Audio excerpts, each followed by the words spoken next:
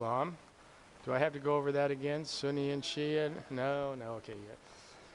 Yeah, we're okay. It's about the 45th time, right? So, in any case, as I go through the history, what I think you're going to notice it's very similar to the patterns that we found with Jerusalem. That's because the cities are only 135 miles apart. So, from Jerusalem to Damascus is not a long drive. So the various powers that came in over time that were interested in that area, you'll find them, I'll be mentioning them again just like I did last week. Again, don't remember all the details, just the major changes. And there are a lot because this was a central trade area.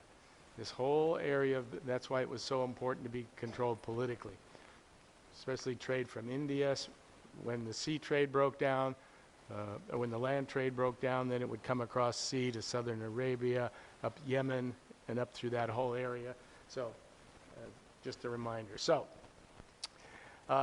in the excavations outside of Damascus have led archaeologists to assert that the site had human habitation from as early as 600 BCE. In the 13th century, the Egyptians and the Hittites, and you all know the Hittites. Some people have heard of it. They were a dominant, very warlike group that fought a lot with the Egyptians. They fought over to the Damascus region, and the conflict ended with a treaty whereby control was given to Ramses II, the pharaoh.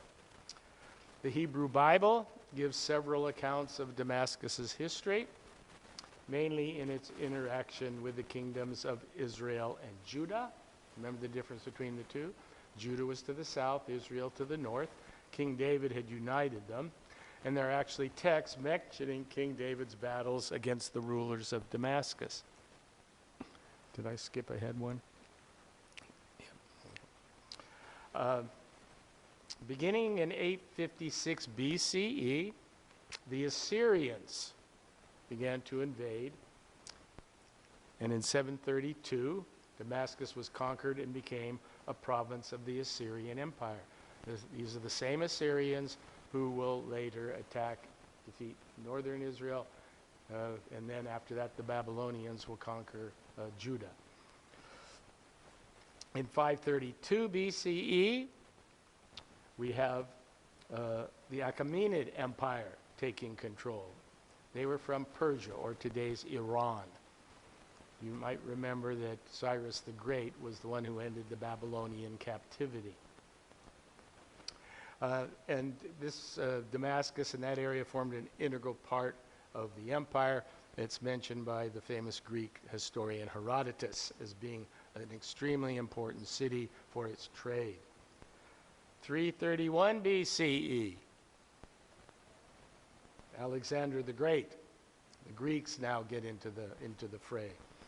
And after the death in 323 of Alexander, it became a struggle between the Ptolemaic and the Seleucid empires. Those were the two of the three empires that followed after the breakup of Alexander's empire. Broke up into three minor empires. They fought over this area, with Seleucus Nicator, or the Seleucids, prevailing, so then they controlled Damascus. Anyone want to guess who's next? Romans. Oh, you guys are learning your pattern here, yeah. They occupied Damascus and brought it into a league of 10 cities known as the Decapolis.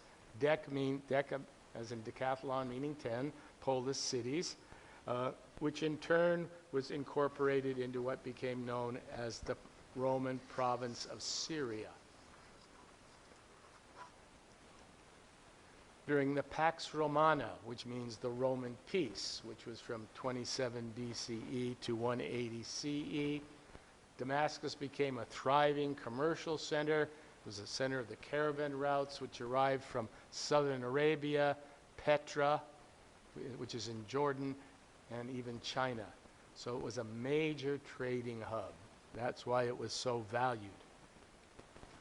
The Romans surrounded the city with a wall, which contained 7 gates.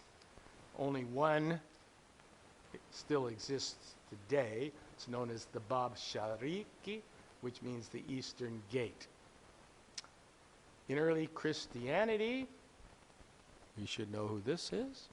Damascus is known in its relationship to the Apostle Paul, especially regarding his vision of the risen Christ. You may recall he was on the road to Damascus, setting out to persecute Christians when he had the vision. Well, one account says a vision, the other says a voice, if that makes a difference to you. In any case, well, it did make a difference to some, to early Christians, because the vision was seen as more important. The vision was called an epiphany. And if you had an epiphany of one of the gods, that was seen as more important than just hearing a voice. But in any case, Damascus becomes very significant, and we'll visit the chapel of Paul that's still there when we go through the tour. Constantine, when he converted in 312, the Christian population of Damascus accelerated, as you can imagine. When an emperor takes on a religion, the religion generally grows. Shouldn't surprise us. So it's the official religion. It accelerated so that by the end of the 4th century, Christians accounted for half of the city's inhabitants. In the 6th century, there was increasing divisions within Syrian Christianity. Don't have time to go into a lot of this, but there were a number of churches. There was not just the church in Rome, which was the Western Church. There were the Eastern churches. There was the Greek Orthodox, there would later be the Russian Orthodox, the Syrian Orthodox, and Damascus came under the control of the Syrian church. But there was an issue, and this is something which moderns find kind of interesting and strange, which led to the excommunication of the Bishop of Damascus. And it had to do with the nature of Christ. Was he one with God or separate? That became a major issue, which people were willing to fight over and get excommunicated over. Today we would say, oh, that's just sort of a theological issue. But in those days it was considered very important, so much that the Bishop of Damascus was excommunicated. Who's next? Muslim. 635, Damascus is conquered by the Muslim Arab general Khalid ibn al-Walid. Initially, the city remained largely Christian. The governor assigned to the city was one Muawiyah, who would later be chosen as caliph of the Islamic Empire, and he made Damascus his capital. So Damascus became the capital of the great Umayyad Empire, which, as you can see, stretched all the way to across North Africa up into Spain.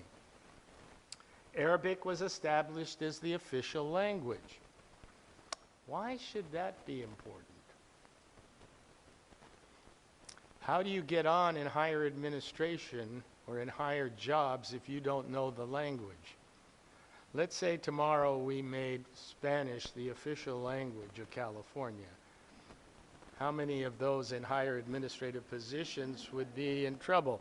The reason I mention this is this was one reason for the growth of the Muslim population in Damascus. Arabic is the main religion.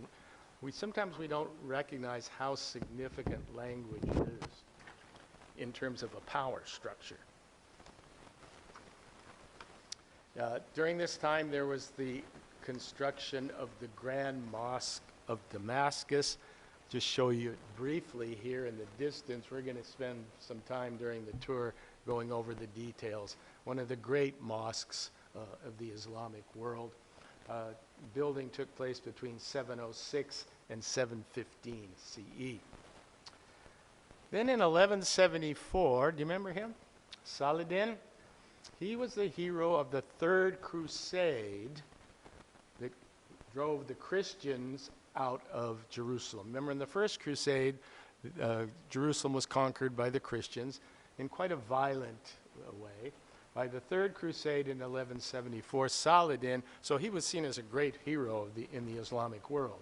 He was able to drive the Crusaders out of Jerusalem, and then he came to Damascus with his army for a little bit after that.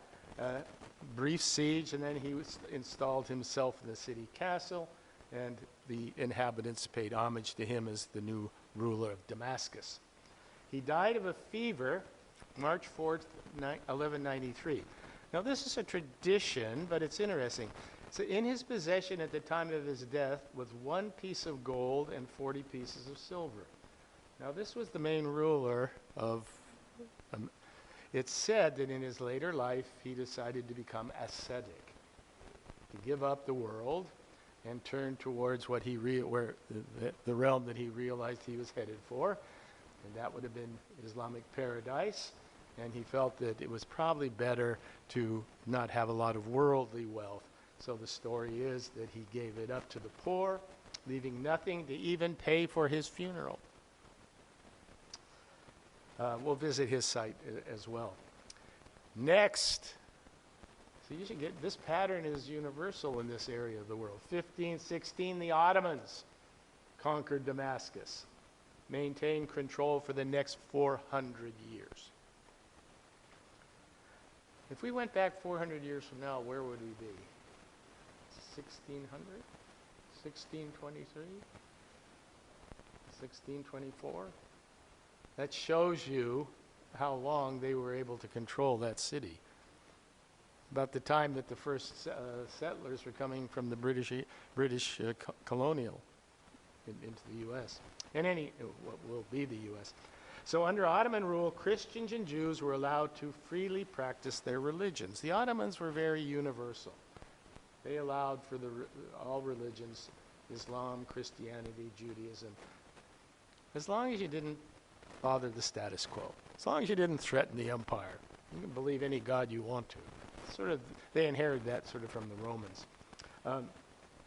There was, however, a massacre in Damascus in 1860. It was the fighting between these two groups. I imagine you've probably not heard of either of them. Most people have not. The Druze and the Maronites. The Druze are a distinct Muslim community. They have Shia connections, so they sort of come out of the Shia branch of Islam. I'll pick it up later. I can't. Well, whereas the Maronites were a separate Syrian Christian community who migrated to Lebanon in the 9th century. So these two groups got into a major confrontation, and several thousand Christians were killed in the old quarter of Damascus. The Ottomans were a little bit suspicious of the Shia minority. The Sunnis are always sort of suspicious of Shia, and Shia are always suspicious of Sunni, somewhat like Catholics and Protestants used to be, maybe still are, anyway.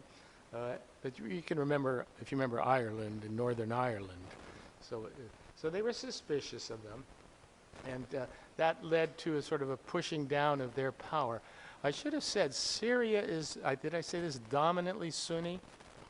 But there is a powerful Shia minority, and al-Assad is Shia. And we'll get to him in a moment. It's one of those interesting situations where you have a minority government ruling over a majority population. Exact opposite in Iraq. Hussein was a Sunni ruling over an 80% Shia nation. Generally, when that's the case, you have to have a pretty strong military hand on things. So we'll get to that momentarily. So anyway, during the early years of the 20th century, anti-Ottoman nationalist sentiment began to emerge in Damascus, the feeling that we want to be free from Ottoman control. And there were a lot of demonstrations. In 1918, during World War I, Arab forces entered Damascus. This was the British Imperial Force, along with T.E. Lawrence. They approached the city. The city residents fired on the retreating Turkish troops. Their feeling was they were about to have a nation, and it wasn't going to be under the British, because Lawrence and some others had made agreements with the Arabs. If they fought on the side of the British and French against the Turks, remember, the Ottomans were with the Germans and Austrians, that they would be rewarded. So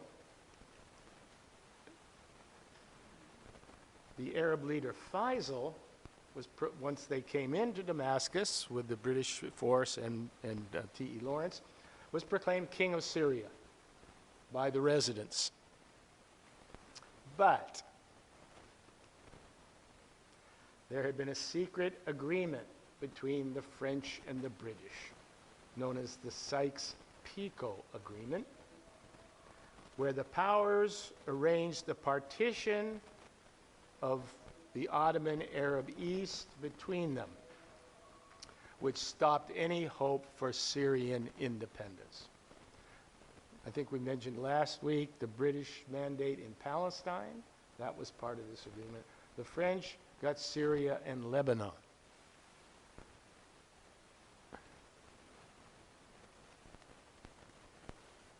Whoops. I can't, what did I have up there? I can't see it. Okay.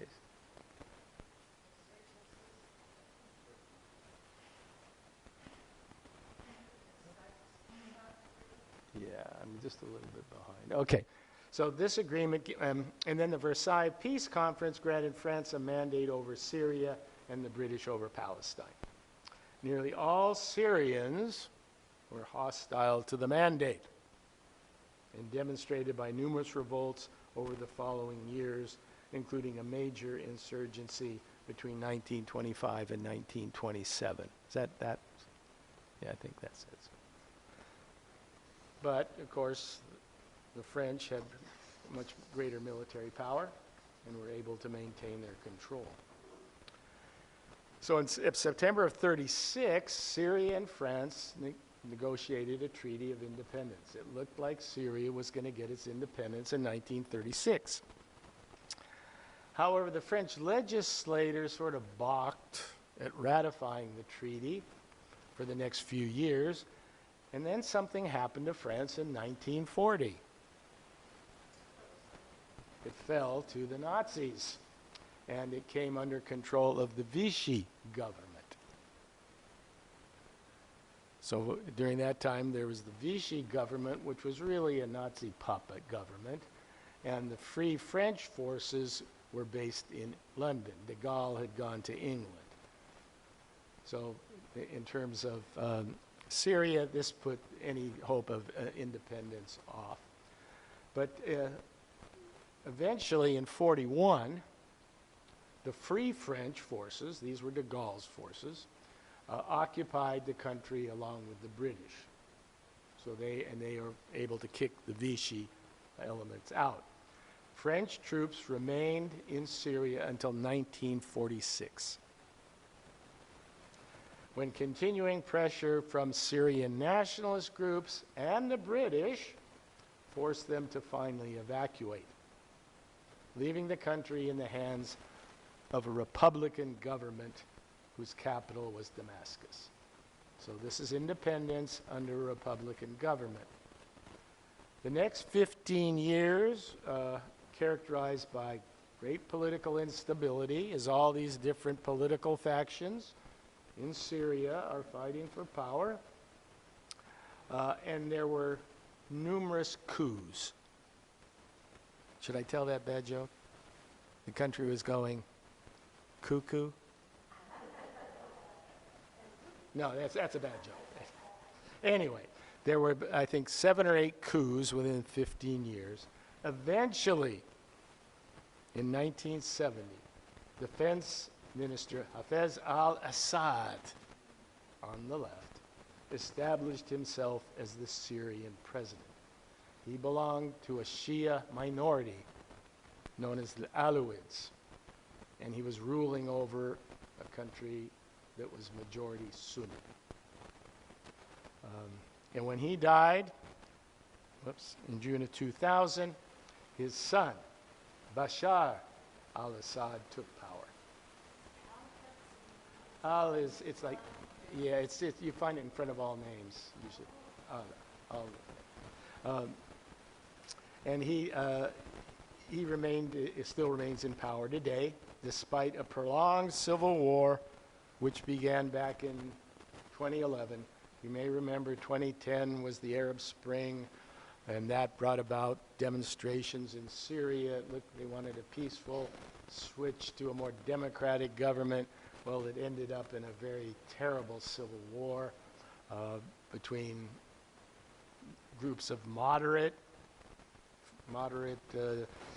democratic forces, but also the Russians got in there, still are, and then some of the radical forces, what we might call fundamentalist groups, got involved in the war. Why were they in Syria? Because they had fled Iraq. We'll talk about that next week. But a lot of the fundamentalist, quote-unquote, terrorist groups fled into Syria. So there was this long-standing civil war. Assad has put it down quite brutally, using chemical weapons at times. But he's still in power. Okay, let's visit some of the more important cultural religious sites. So the first thing to remember, this will be true in any old Muslim city, it'll be divided basically into two, to the old city and to the new city. The old cities generally have walls around them, just like remember Old Jerusalem and New Jerusalem. Can you see the middle of the map where the area is? It's a little green area. That's the old city. And most of the sites we're going to be visiting are in the old city, but not all of them. So one of the oldest religious sites in Damascus is the remains of a Roman temple to Jupiter. This was during the Roman period. This temple, parts of it still exist. But today, it's the entrance to one of the world's great souks, an S-O-U-Q. That's a marketplace. If you go into any city in the Middle East, you'll go to a souk. It's the al-Hammidayn souk. It's known throughout the Middle East as one of the famous souks. You can find just about anything there. Fruit, vegetables, spices, clothing, pottery, anything you want, you can get.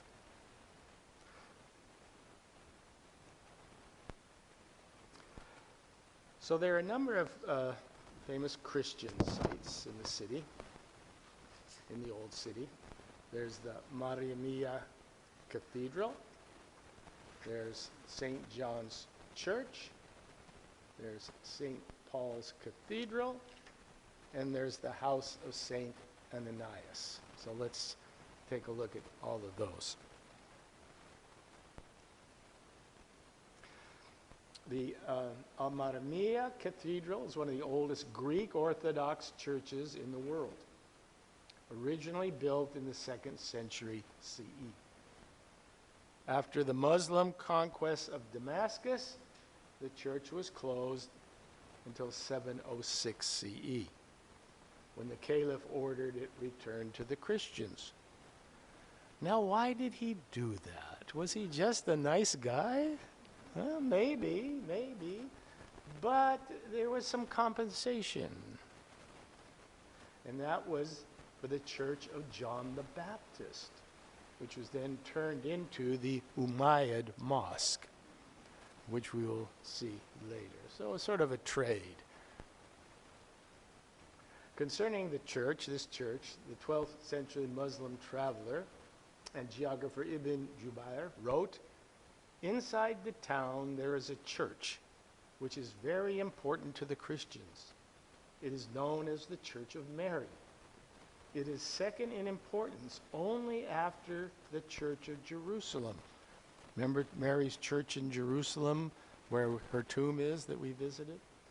It is a beautiful building and includes miraculous pictures which appeal to mind and eye. So in the 14th century, 1342, the Patriarchal See of Antioch was transferred to Damascus, and the church served as the seat of the Greek Orthodox Church. It was burned down, along with many other Christian sites during that Druze Maronite rebellion that I spoke of in 1860. It was rebuilt 3 years later and was last renovated in 1953.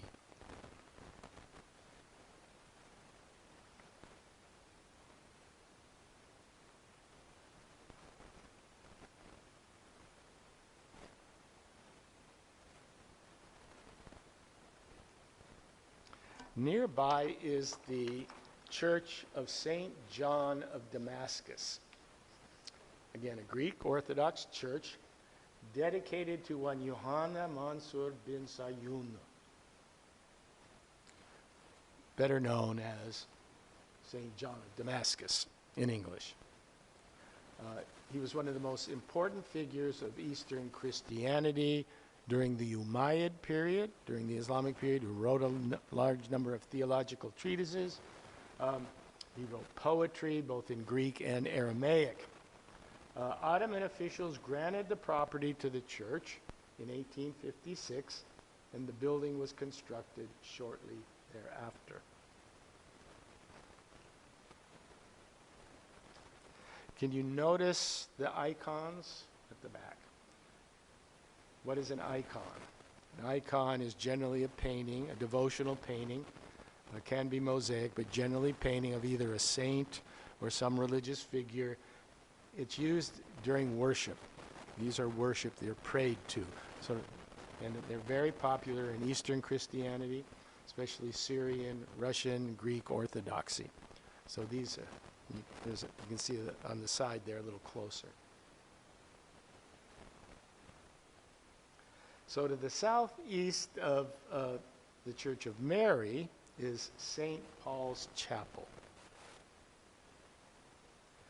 The chapel incorporates material from the Bab Kisan. A Bab means gate. Remember I said there were 7 gates. The Bab, it was an ancient gate which no longer exists because there's only the eastern gate that still stands. But this is the gate which in Acts 9:25, if you know your text, claims Paul was lowered out of a window to escape persecution. And then he goes to Arabia and disappears for 3 years. The historian Ibn Askar says there was a mosque located at this spot, which had formerly been one of the 15 churches in which the Caliph Omar allowed Christians to worship. So there was a church at this spot, then a mosque, and then it will become part of the chapel of Paul, because in 1885 this mosque was in ruins. It was purchased by the Patriarch of Antioch, Greek Orthodox, and on the land the chapel was erected, whose walls incorporate traces of the ancient gate and a small section of the old wall. It was consecrated in 1939.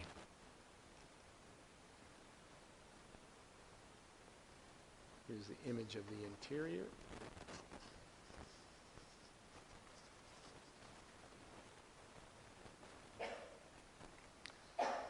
So just past the eastern gate, we find the house of Saint Ananias. He was the follower of Jesus in Damascus, who is said in Acts to have restored, or Saul of Tarsus, that was his original name, was Saul. Remember, he went blind. According to when he saw the vision, he went blind. Saint Ananias restored his sight and baptized him, thereby converting him to Christianity. The chapel is underground. The pictures on the wall, there are 3 of them. The conversion, the baptism, and the escape. A little closer.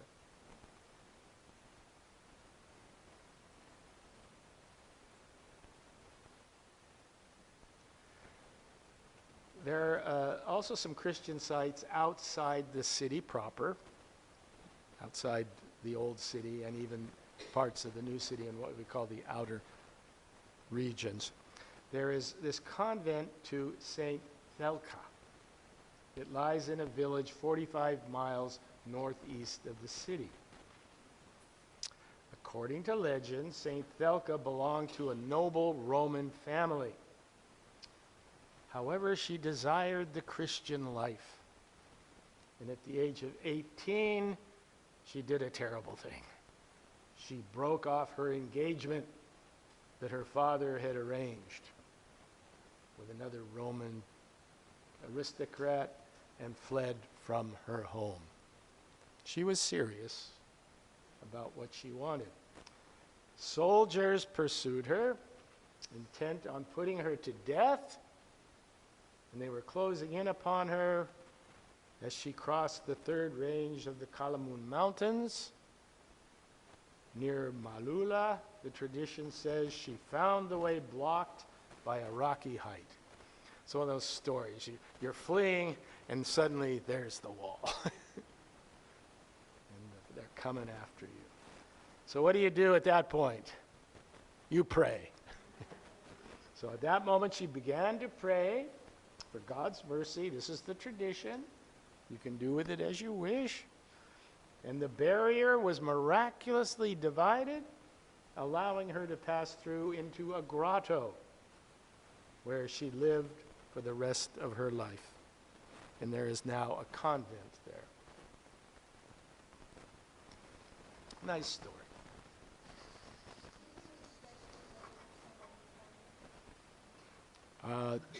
I don't know that I've ever mentioned her, but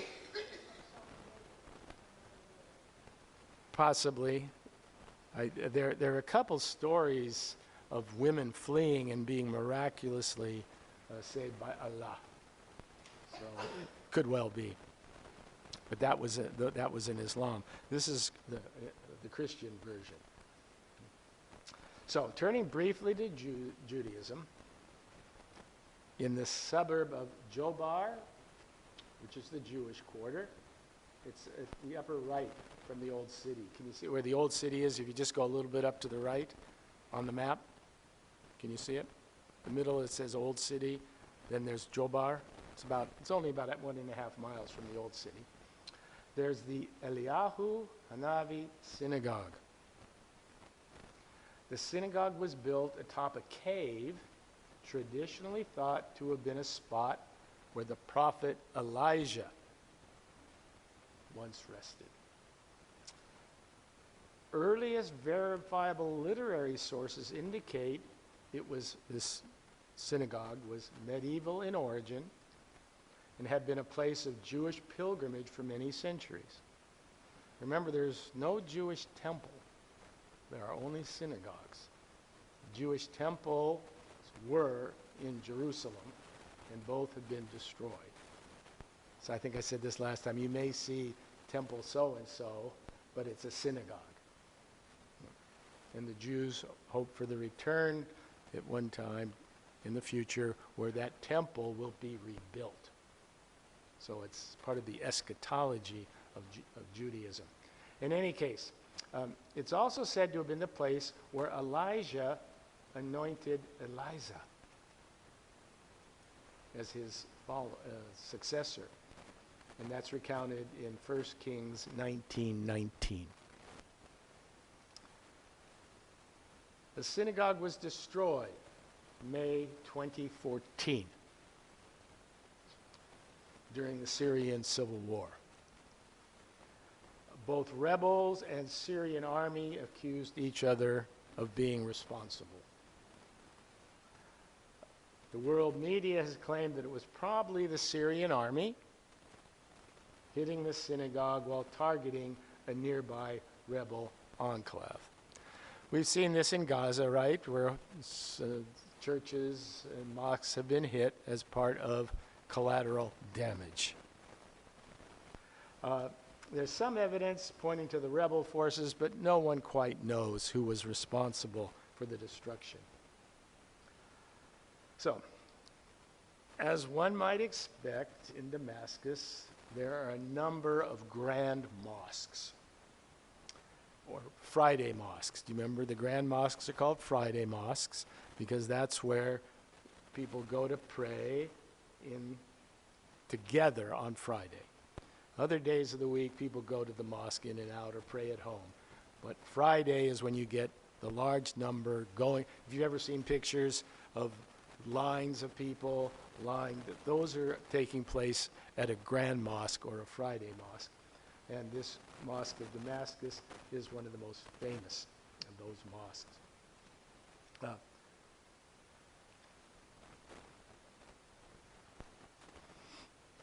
It's one of the largest, oldest mosques in the world, considered by some Muslims to be the fourth holiest place in Islam. After 1, Grand Mosque in Mecca, 2, Grand Mosque in Medina, 3, al-Aqsa Mosque, Jerusalem, which we visited last week on the Temple Mount, and Damascus, 4. The mosque was built between 704 and 711 on the site of a former Christian basilica that had been dedicated to John the Baptist. Remember the deal? Remember the deal? Historian Khalid Blankenship notes that the field army of Damascus, which numbered about 45,000 soldiers, were taxed a quarter of their salaries for 9 years to help pay for its construction. Coptic craftsmen, Coptic, that means Egypt. Copts are usually Christians from Egypt, as well as Persians, Indians, and Moroccan laborers were all brought in. It says that it's estimated that that workforce was 12,000 people to build this mosque. Interestingly, the mosque is believed by Muslims to be the place where Jesus, and in Islam, or in Arabic, his name is Isa, will return at the end of days to confront the Antichrist. Part of Islamic eschatology, or the end of times, includes a great battle between the al-Mahdi, sort of the savior figure of Islam, against the evil forces of the world, and Isa, Jesus, will be there to help the al-Mahdi, which again shows you the reverence that Muslims have for Jesus, for Isa. By some estimates, the original mosque had the largest area of mosaics in the world, covering approximately 43,000 square feet.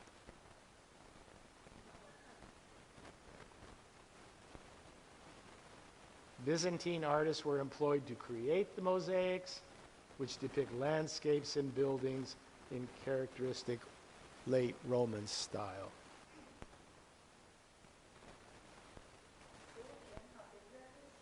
No, the total was, I'm just showing you, the total was 43,000 square feet of mosaics. Yeah, these massive walls. I mean, these mosques are big places. They'd be as large as this entire campus, with all the various buildings on them. So you'd have areas of walls where the mosaics were put up. I'll give you a picture of the courtyard in a moment, so you'll get a sense of that. It was severely damaged by fire in 1893 and had to be restored, not because of a result of war, just there were just fires. Fires happened, and this mosque was, and it's undergone a number of restorations over time, so that the building you're going to see is relatively new except for parts which were kept. But it was reconstructed in 1929 under the French mandate, in 1954 and 63 under the Syrian Republic, and in the 80s and 90s under Hafez al-Assad. So it's gone under a number of restorations. Ground plans is rectangle in shape, courtyard,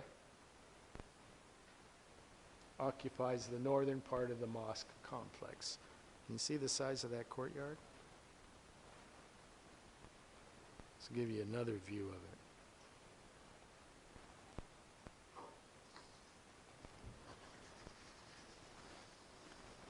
it. In 789 to 90, the governor of Damascus constructed what is known as the Dome of the Treasury.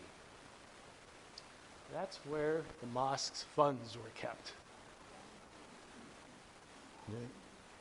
And there was really no way to get up there unless you had the proper way to get up and probably a series of number of keys. But anyway, it's known as the Dome of the Treasury. The courtyard also contains what is known as the Dome of the Clock. Why would it be named the Dome of the Clock? It harbored a clock. These aren't that difficult. It rests on an octagonal base mounted on 8 columns, and they're topped with white marble capitals. It originally contained a water clock. And I tried to look up how that thing worked, and it's too complicated for me.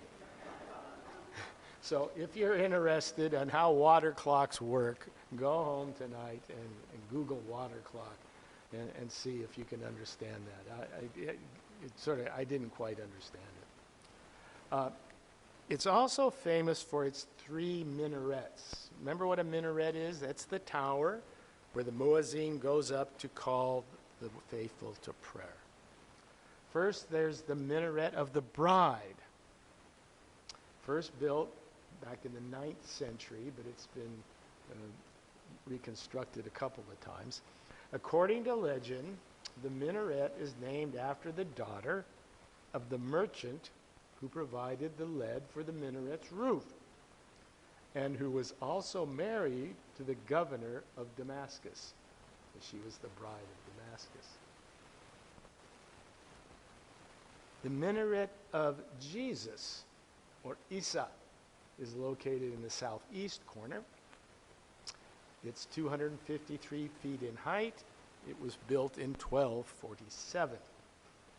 It is from here, according to eschatological speculation, that Jesus will descend back to earth at the end of time, when the great Armageddon takes place between al-Mahdi, Isa, and, for want of better terms, the devil. Interestingly, in a lot of fairly late political thought tinged with religion, the devil is often seen as the West, the Western powers. In any case, and then there's the minaret of Qatyat Bai. It was built by the Mamluk Sultan Qutbay in 1488. It's octagonal in shape, built in receding sections with 3 galleries. So these are the 3 famous minarets that are all part of this mosque. The prayer hall. Yeah, it's wow. And the mihrab. That's the mihrab. Have I mentioned what a mihrab in a mosque is? It's an indentation in a wall. It points towards Mecca. That allows Muslims to know which direction they should pray. The original mihrab was one of the finest in the world at the time. It was destroyed during one of the fires. And the exact description, place is not exactly known.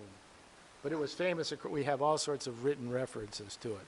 It was famous across the Islamic world, but it was destroyed in 1893 in that fire. Central dome, known as the Dome of the Eagle, located atop the center of the prayer hall. There's a little better look. Originally, it was a wooden dome. It was replaced by one of stone following the 1893 fire. The interior also contains the shrine of John the Baptist. This was the deal maker, right? There was a church at this point, earlier there. When the deal was made,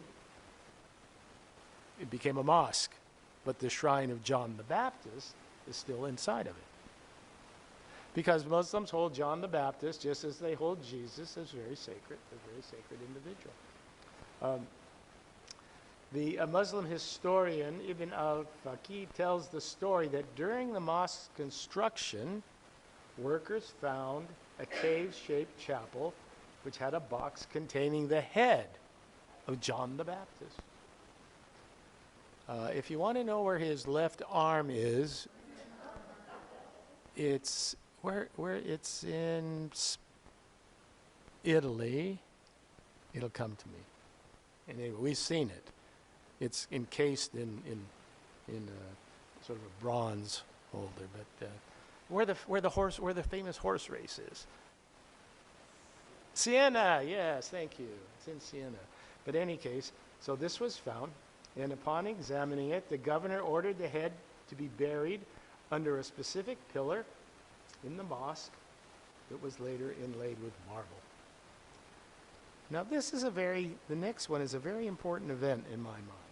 In 2001, Pope John Paul II visited the mosque to see the shrine of John the Baptist.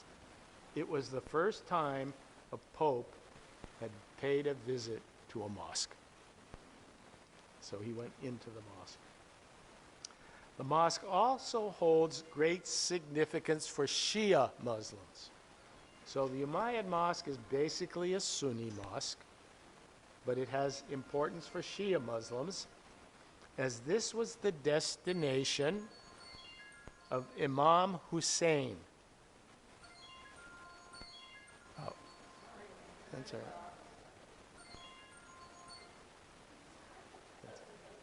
Not the entire Imam Hussein, just his head. You may remember, or maybe not, the Imam Hussein was the grandson of the Prophet Muhammad, who at the Battle of Karbala, his army was defeated by the Sunni forces. He was decapitated. His head was sent to Damascus. Why Damascus? Damascus was the capital of the Umayyad Sunni Empire.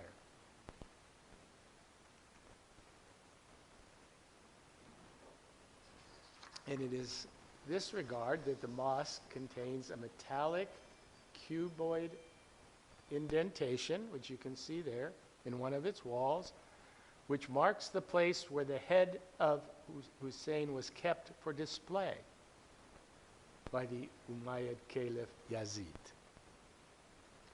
Why would you keep something for display like that? It's a warning. It's a warning. Why were rebels crucified and allowed to hang for 3 days? It was a warning. It was a warning. So it also has, like I said, the shrine of Imam Hussein.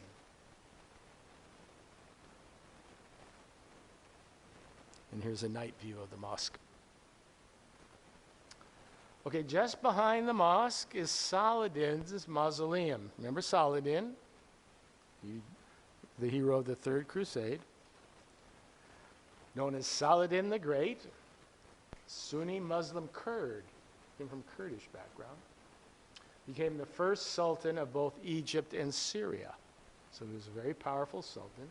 He As I said, he held this battle against the Crusaders, drove them out, and at the height of his power, his sultanate spanned Egypt, Syria, Iraq, Western Arabia, Yemen, parts of Western North Africa, and he made Damascus his capital.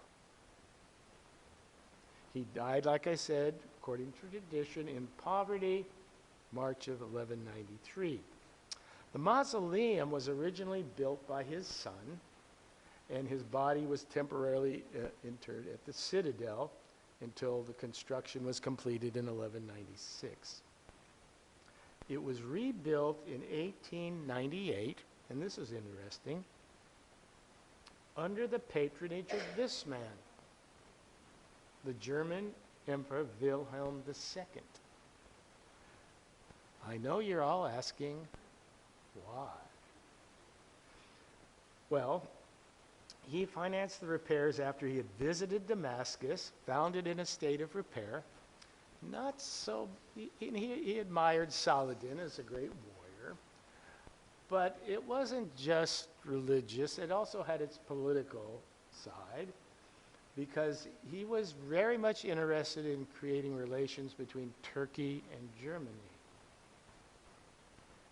And this was the years when they were considering building the Berlin-Baghdad Railway. So he donated to the shrine, but there was also political implications. That started in 1903 with large German investments. This is inside the mausoleum, a lamp in the tile. Isn't it gorgeous?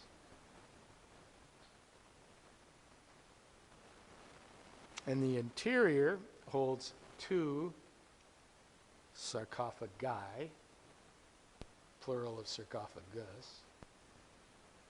The original is a wooden tomb, richly decorated with geometric patterns.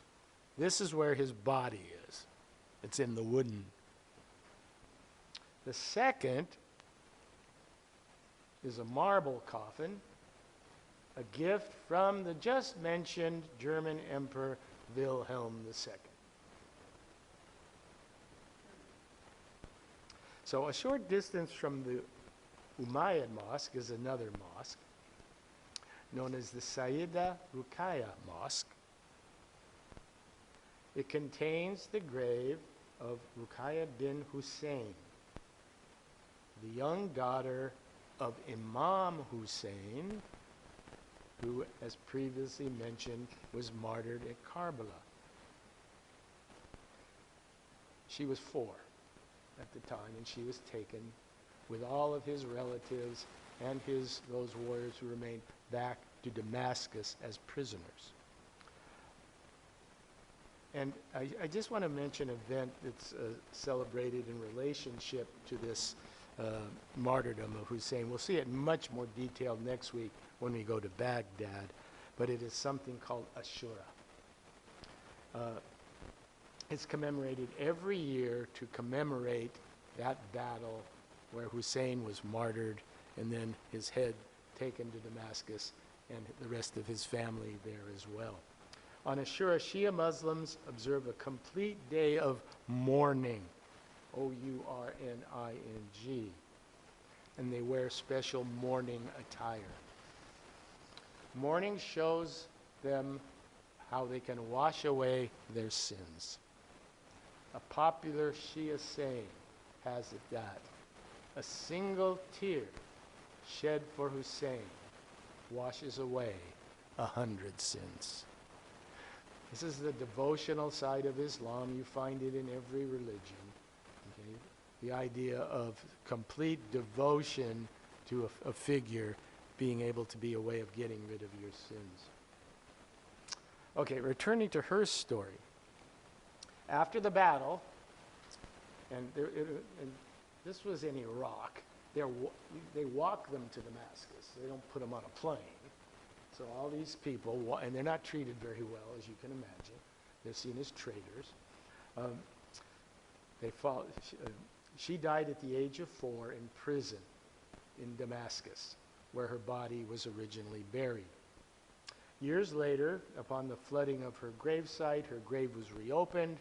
Her body was moved to the site where the mosque now stands.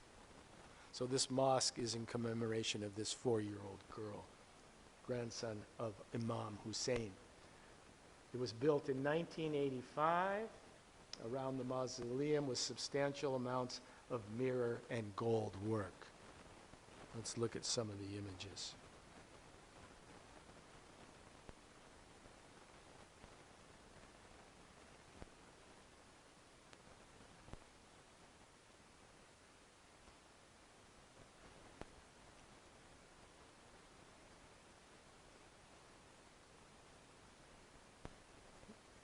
And of course, there's her tomb. So this is a place of Shia pilgrimage. Another site with a similar theme is located outside the old city in the suburb of Sit Zainab. And this is another mosque that is Shia in orientation. According to Shia tradition, it contains the grave of Zainab, daughter of Ali and Fatima, which makes her Hussein's sister. See, the entire family was removed because they were seen, this was the big danger to Sunni power, the Shia minority. So once the battle was won, Hussein's head's taken, and all the family and all his important followers are taken to Damascus, put in prison, many of them executed there if they weren't on the way. So, Sunnis believe that her tomb is in Cairo. But in any case, she became a figure of sacrifice, pilgrimage, and she was seen as having great strength and piety. This was an example of a strong woman in the Shia tradition. And the story that shows that goes as follows. She was taken to the caliph, the king, if you will, who asked, "Who is this arrogant woman?" She rose to answer and said, "Why are you asking them? Ask me. I am the granddaughter of Muhammad. I am the daughter of Fatima. Ask me." Now, she's saying this to the caliph. I mean, she's saying this to the ultimate authority figure who she is now his prisoner. A man at court asked the caliph to give him one of the women as a bondwoman, more or less a slave, and he gave him Zainab. The man, according to tradition, subsequently freed her, but she died a year later. Some sources say her death was due to illness, others that she was assassinated by the caliph's soldiers. But again, an example of a strong woman. Yes, Chris. Speaking of strong women.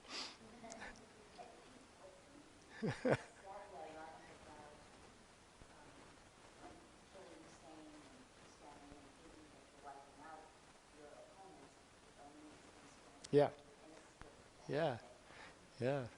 There, as we will see next week in Iraq, they're great shrines to all these martyrs, where millions of people go every year on pilgrimage. Generally, when you kill your enemy, he becomes a hero. He becomes a hero. Okay, the tomb became a center of Shia religious devotion in Syria and a destination of mass pilgrimage by Shia Muslims from across the Muslim world. The present-day mosque contains the tomb, was built in 1990.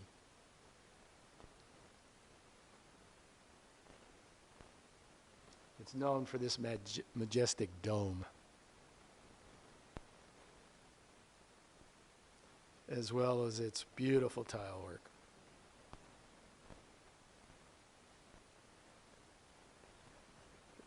And right under the dome is her tomb. On the morning of September 27th, 2008, a car bomb attack took place at the intersection leading up to the mosque. And on June 14th, 2012, it became a target of a suicide car bomb attack in which 14 people were severely wounded. This is part of that civil war that I mentioned. Because whenever there's a civil war, that will always bring out the opportunity for other factions that oppose each other, Shia, Sunni, whatever, not just the political situation. Okay, in the northwest of the city is Mount Qasiyun. Its highest point is 3,776 feet. It's steeped in religious significance. In Islamic lore, it is said to have been inhabited by Adam, the first human being. And there are stories told about Abraham and Jesus having prayed on this mountain. It is mentioned in medieval Arab history books as having been the place where Cain killed Abel. It's known as the Cave of Blood.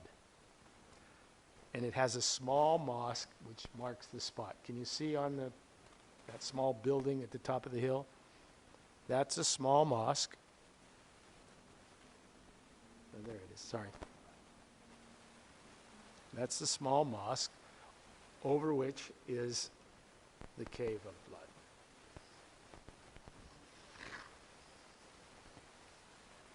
Further down the mountain, there's another cave. It's now concealed by houses, so I don't have a picture, known as the Cave of Hunger, where 40 saints are said to have died from starvation. At the foot of the mount is another shrine and mosque to one of the most famous Sufi mystics, Ibn al-Arabi. He's known as the reviver of religion. He was born in 1165 in the Moorish culture of Andalusia, Spain. So he was a Spanish mystic. But he traveled across the Islamic world, spent a great deal of time in Mecca, and ended up in Damascus, where he wrote 350 of his works. On the inner meaning of the wisdom of the prophets. He also wrote some of the finest poetry in the Arabic language. His main idea is called the unity of being. The unity of being. The single and indivisible reality which both transcends and is manifest in all the images of the world. Everything in the world is united by this one, you might call it bond. There's only one reality. He calls it the unity of being. You're just little blips. The image, the analogy I think that best speaks is the ocean and the wave, or the drops in the wave. You're the drops. Together you might be a wave, but you're at your base, what are you? The ocean. You can't have a wave without the unity of the ocean. You can't have anything, according to this mystic, without the unity of being, which he calls Allah. God, if you wish. God is the force, the power, which is the unity of all things.